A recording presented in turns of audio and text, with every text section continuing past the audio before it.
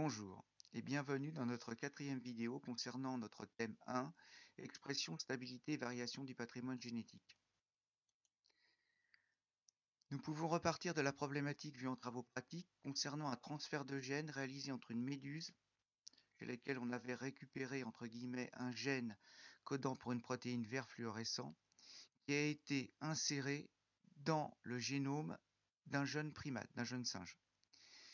Celui-ci, si le transfert de gène fonctionne, présente alors donc un nouveau caractère, une nouvelle caractéristique. Dans certaines conditions, sa peau prend une couleur vert fluo. Ce qui va nous intéresser cette année, c'est de comprendre comment les informations génétiques contenues dans ce gène peuvent permettre la réalisation d'un caractère. Par exemple, ici, la couleur vert fluo. Cette couleur, justement, dépendant de la présence de la protéine. Donc nous allons étudier la relation entre les gènes et les caractères qui dépendent de la présence d'une protéine. Quelques rappels concernant du vocabulaire. Bon, pour le mot gène, nous l'avons déjà vu, une séquence de nucléotides d'ADN qui contient des informations nécessaires à la réalisation d'un caractère. Deux mots peut-être nouveaux. Le mot génotype.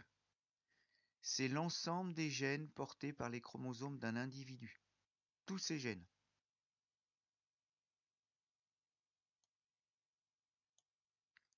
Le mot phénotype. C'est l'ensemble des caractéristiques observables, des caractères si vous voulez, que l'on peut voir chez un individu. Ceux-ci peuvent être quantitatifs, on peut les quantifier, les mesurer, donner des valeurs chiffrées. Ou ça peut être qualitatif, par exemple la couleur des yeux ou la couleur des cheveux. Ce phénotype, ces caractères dépendent justement de la présence de molécules appelées protéines.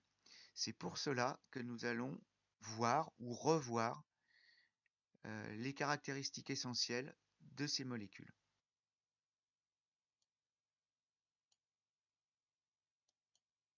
Alors, les protéines donc sont des molécules qui sont constituées d'un enchaînement de molécules plus petites, plus simples, que l'on appelle acides aminés. Vraiment, mot très important. Dans la nature, il existe 20 types différents d'acides aminés qui peuvent rentrer dans la composition des protéines.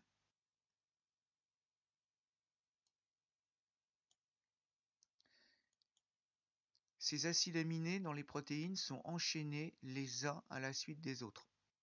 Il y a donc un ordre d'enchaînement. On peut donc, comme pour l'ADN, utiliser le mot séquence. Mais ici, ça sera la séquence des acides aminés. Ça désignera l'ordre d'enchaînement des acides aminés dans la protéine. L'exemple qui vous est présenté ici est la molécule d'insuline. C'est une protéine qui joue un rôle hormonal. Chaque petite boule, entre guillemets, de couleur représente justement un acide aminé différent. Ils sont désignés, comme vous le voyez, par des groupes de 3 lettres, GLI, VAL, GLU, etc., qui sont des abréviations de leur nom, mais vous n'avez aucun nom d'acide aminé à connaître. On parlera simplement du terme général d'acide aminé.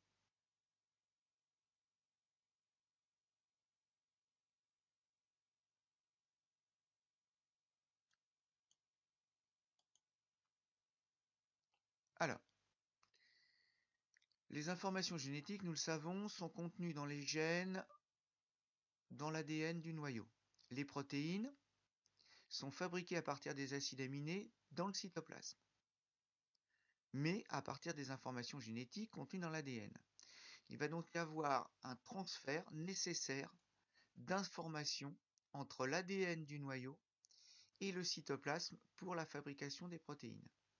C'est la première étape de la synthèse des protéines qu'on appelle la transcription.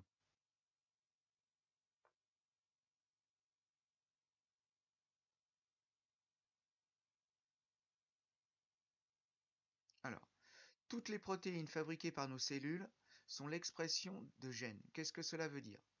Ça veut dire que pour fabriquer les protéines, il est indispensable d'avoir les informations génétiques contenues dans l'ADN. L'enchaînement ou séquence des acides aminés d'une protéine, elle est déterminée par une séquence de nucléotides d'un gène présent dans le noyau. Ensuite, cet assemblage d'acides aminés, nous l'avons vu, se fait dans le cytoplasme. Et la molécule qui va servir d'intermédiaire entre l'ADN du noyau et les protéines fabriquées dans le cytoplasme s'appelle acide ribonucléique ou ARN. Nous allons donc voir rapidement quelle est sa structure.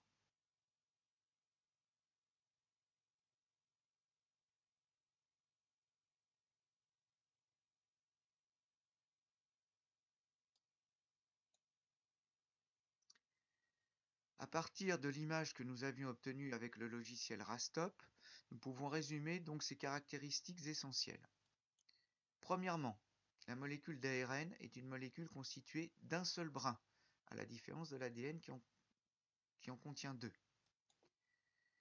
C'est une molécule qui est constituée aussi de nucléotides enchaînés, donc on parlera aussi de séquences de nucléotides. 4 types de nucléotides, G à guanine, C à cytosine, A à adénine, mais attention, un nouveau type de nucléotide apparaît, U pour uracile. Et l'uracile remplace la thymine de l'ADN, de la thymine T. Et je reconnais une séquence d'ARN parce qu'elle contient de l'uracile U.